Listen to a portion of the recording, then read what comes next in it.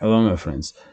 Today is 18th of January. Now it's 12 o'clock, middle of the day by Moscow time. I am Levan Gudadze, and you are watching my channel in which I try to give you latest news that are making headlines in Russian media and Russian language pages on different social platforms. Before I start talking about news,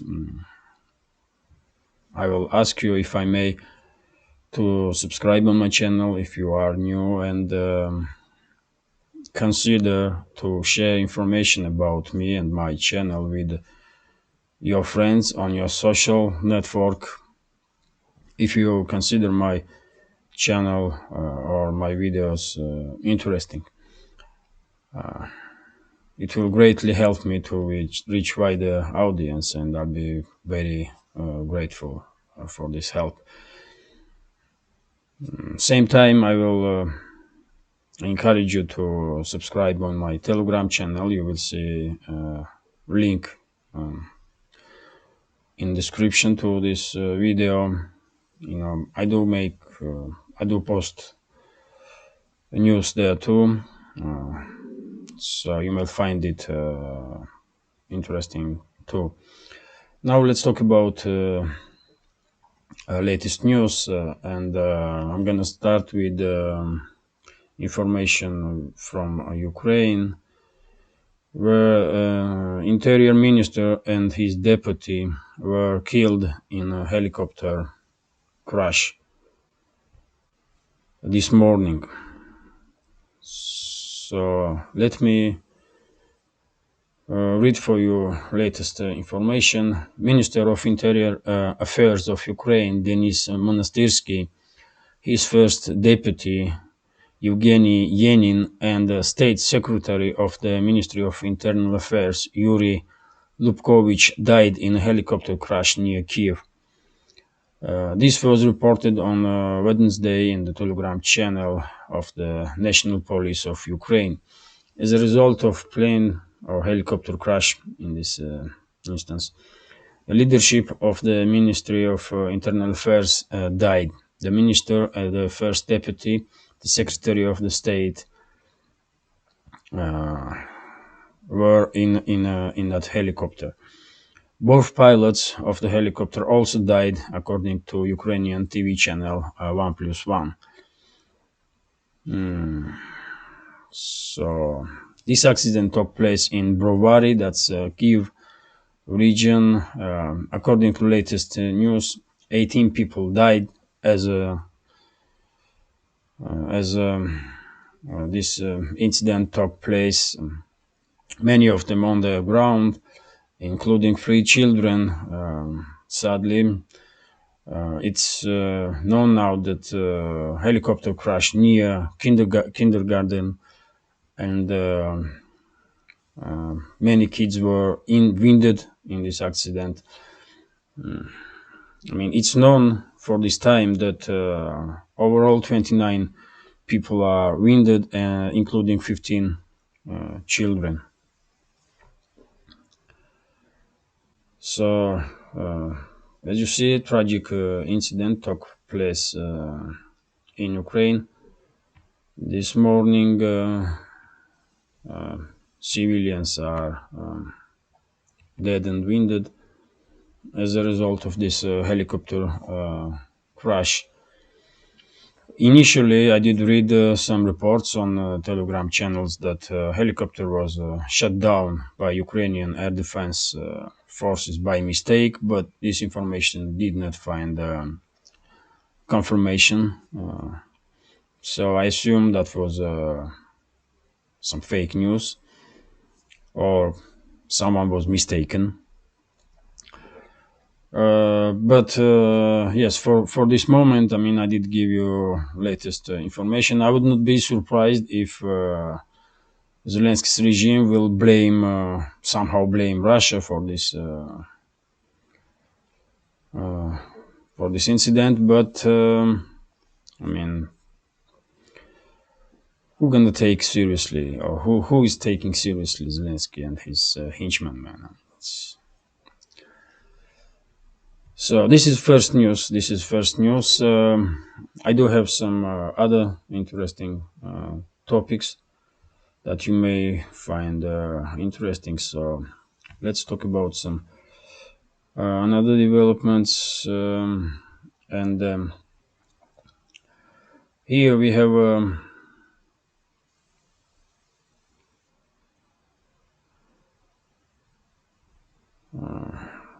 information about Russian representative in UN, Vasily Nebezhny, who did stated in his speech in the UN that Kiev, Zelensky's regime is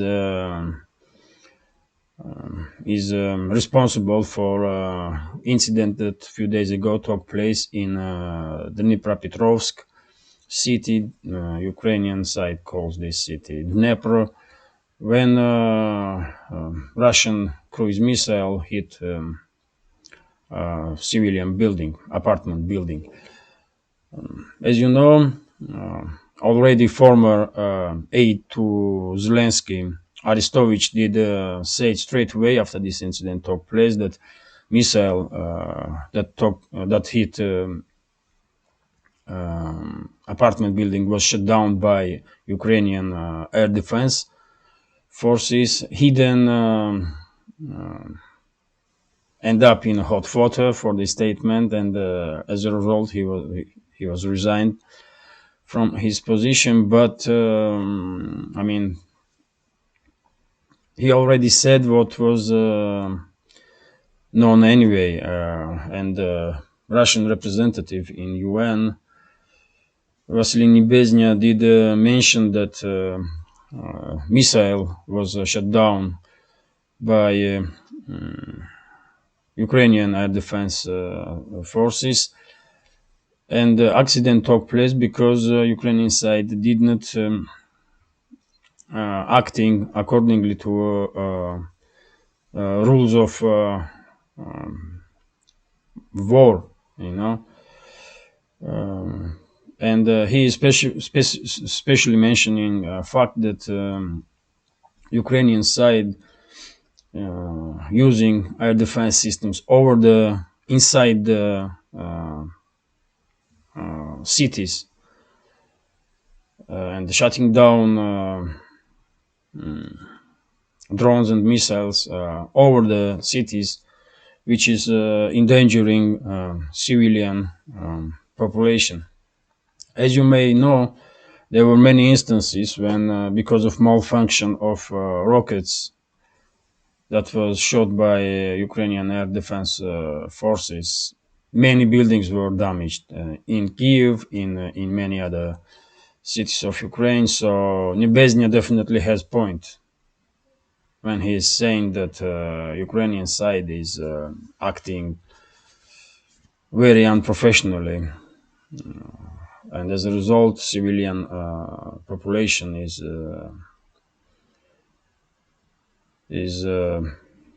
dying. So that's one news that you may find interesting. Here we have, that's RIA Novosti news agency. Very strange information, if I may say. Here we have a statement from aide of the head of the DPR, Yan Gagin, who said that Russian forces in Solidar, Russian forces did listen to Ukrainian radio communication of Ukrainian militaries, and for the surprise, they find out that Ukrainians openly were talking about exact locations of the Polish mercenaries that were fighting on Ukrainian side.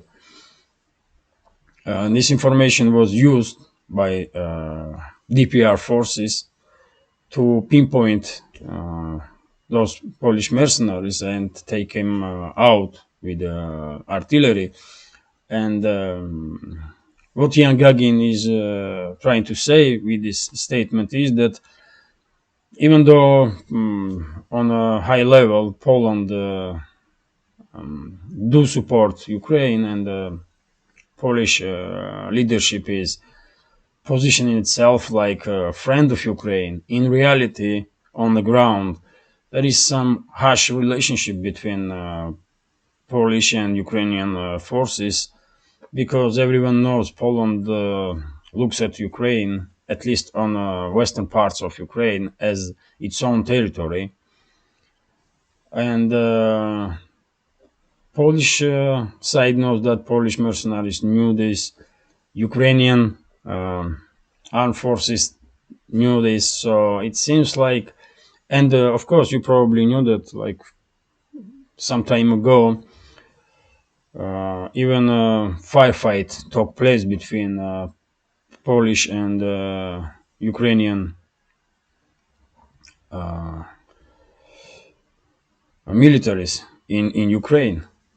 In that incident, many Ukrainians were killed. Some reports were suggestion, but I mean you can see dynamics of relationship between Polish and Ukrainian side on the ground. You know, so as I said many times before, in the end, I mean, Moscow and Warsaw may negotiate some kind of agreement between the two to establish some boundaries in the western side of Ukraine, and Poland may take back most of the Galicia, so-called Galicia region, including Lvov city, and Russian side may don't be very much against it, just because to be honest, in Russia many are talking that Western Ukraine, I mean, Russia don't really needs problems that comes with specifics of this region. So Russia may leave this to Poland to deal with, and if that's the case, I mean, if we see this kind of development, Poland definitely gonna have trouble with Ukrainian nationalists, because most of them are coming from exactly the Galicia region. I mean, from western parts of Ukraine. So time will tell. Time will tell. But information is probably, I mean, in my opinion, is quite interesting. So that's why I did share it with you. Here we have information that Pentagon is planning to send to Ukraine shells, 300,000 shells for 155 millimeter howitzers, and these shells will be transferred to Ukraine from Israel.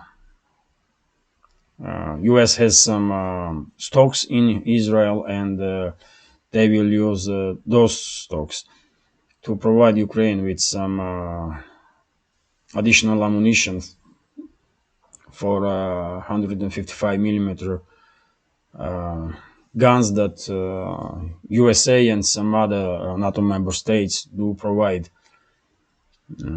to Ukraine. So it seems like, I mean, you are probably familiar with the great channel, the New Atlas, and on that channel there was great explanation of situation with ammunition in the US, and it seems like nowadays Pentagon does have some problems with the ammunition, and they are using now its stocks from all around the world. And in this case, we are talking about Israel. So it is what it is, man. Let's see how it will go on. What else, man? What else? Here we have a statement from Dmitry Medvedev. This is quite interesting. I will read it for you, if I may. Medvedev called the condition for a new negotiations, peace negotiations on Ukraine, recognition or acceptance or quiet acceptance of the entry of new territories into Russia and the creation of new international rules are required for negotiations on Ukraine. This opinion was expressed by Deputy Head of the Security Council of the Russian Federation, Dmitry Medvedev, on Wednesday in his Telegram channel.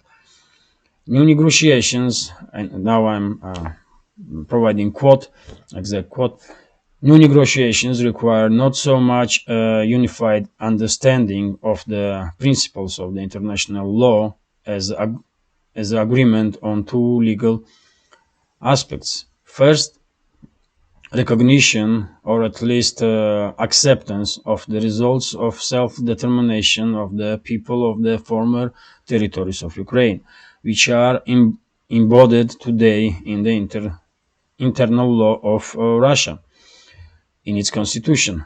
And secondly, the development of special international norms designed for the current situation and the future international relations, he wrote. At the same time, Medvedev stressed that this was exactly what happened during the preparation of the UN Charter in 1945. In fact, this is the creation of a new international rules that complement the system of just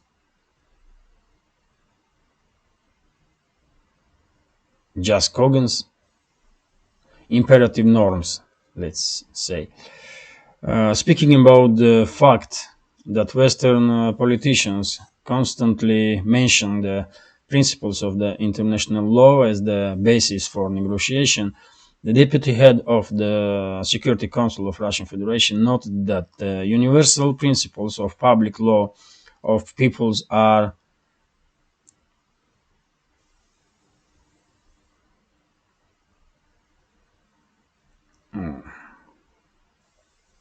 I mean, the universal principles of public rights of people are certainly important, but the problem has always been in the interpretation. In his opinion, in opinion of Medvedev, at least two of the seven principles contained in the UN Charter are obviously understood differently by Russia and hostile countries. This is the principle of self-determination of nations in terms of former republics of Donbass and other former territories of Ukraine, and the principle of concessions fulfillment of international obligations in terms of Minsk agreement. Medvedev explained. So, to summarize Medvedev's statement, I mean, what he's saying basically is that Russia is ready to negotiate on Ukraine, but before negotiations will take place, Western world should recognize reality on the ground, recognize at least, if not recognize officially, at least